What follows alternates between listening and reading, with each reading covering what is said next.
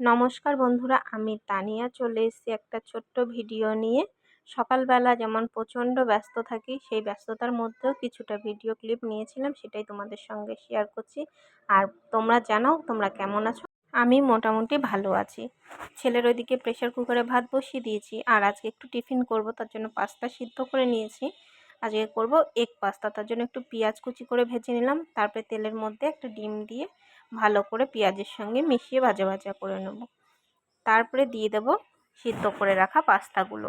সকালবেলা প্রচণ্ড ব্যস্ত থাকা হয়, এবার শুধু প্লেন করছি তাই একটু ম্যাগি মশলাও সঙ্গে দিয়ে দিলাম, আর দিয়ে দেব একটুখানি সস, দিয়ে নামিয়ে নিলেই রেডি হয়ে যাবে পাস্তা।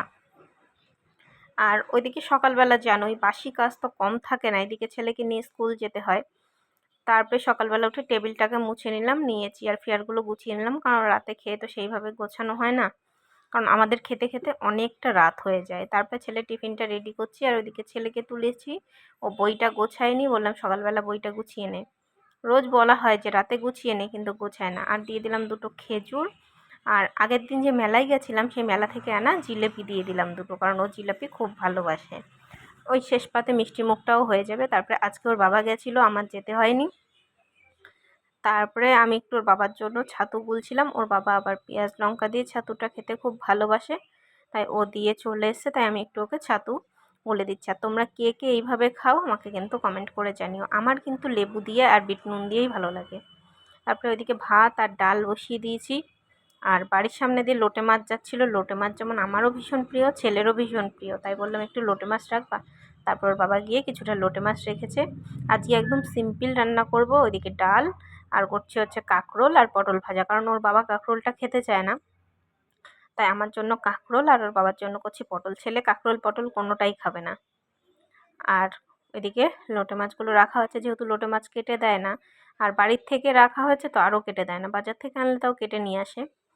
তারপরে মাছ কাটা হয়ে গেল, আর ওইদিকে ডাল কমপ্লিট হয়ে গেছে, আর ভাজাটা ভেজে নিচ্ছি। তারপরে এই যে লোটে মাছ একটু আলু দিয়ে করেছি। তারপরে রান্নার ফাঁকে ছেলের ওই টিফিন দিয়ে কিছুটা পাস্তা বেঁচে গেছিলো, সেটাই আমি একটু সকালবেলায় খেয়ে নিচ্ছি। এদিকে ওর বাবা কিন্তু খেয়ে দোকানে অলরেডি চলে গেছে।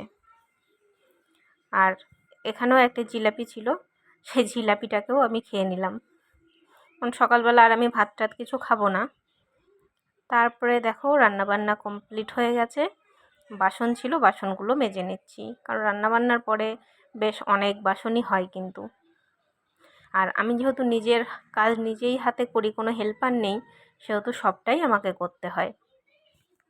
কথা বলতে বলতে মনে পড়লো, এত কিছু করার পরেও কিন্তু শ্বশুরবাড়িতে মন পাওয়া যায় না। আমার কিন্তু নিজের সংসার, তারপরেও বরের কাছে শুনতে হয় যে সারাদিন কি করি, তাই না? এটাই হচ্ছে মেয়েদের জীবন, হাজার করো তারপরেও কিন্তু কখনো নাম পাবে না।